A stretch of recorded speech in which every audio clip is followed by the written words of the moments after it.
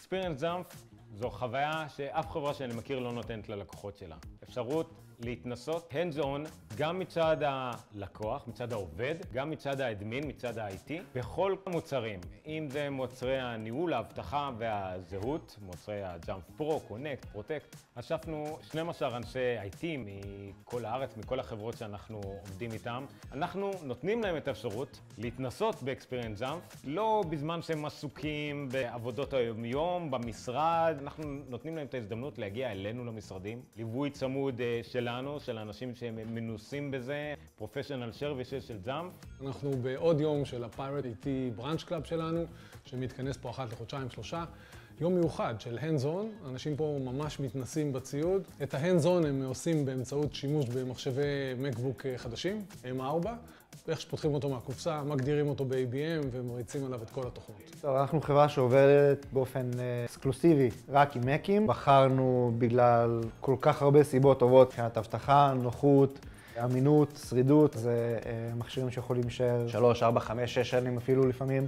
משתמשים ב-Jump Pro, מאוד מאוד מרוצים, Jump Pro ו-Jump Connect, מתעסק המון באונבורדינג. בעצם מקל לי על כל התהליך. אני למדתי היום כמה דברים חדשים שאני בהחלט הולך לקחת הלאה, שיכולים באמת לעזור לנו ב-day to day שלנו.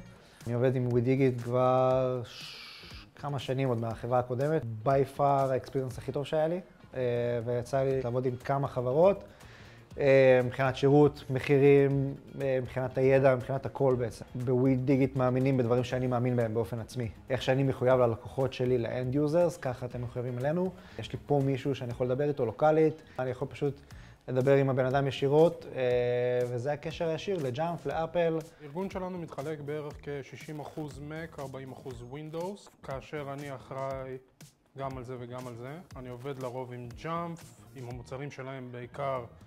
אנחנו אישית רוכשים Jump Pro ו-Jump Connect. Jump Pro הוא סקיילבל, אתה יכול לשלוח כל מיני עדכונים, פאצ'ים. יש לנו קרוב ל-400 מקים בארגון, במקום שלעבור מק אתה שולח הכל בזריזות וזהו. Jump Connect עוזר לך עם אותנטיקציה, בגלל ש-IT ספיישליסט זה עבודה שהיא יחסית עמוסה, לא היה כל כך הרבה זמן להתנסות, לראות ולבדוק. ו-WeDigit בעצם פינתה לנו מה שנקרא יום, וישבנו, ראינו מה הכלים יכולים לעשות, מה היכולות שלהם, וכמובן זה זכה להשאיר לי את הידע, ואני יוצא מפה עם משהו חדש שלמדתי.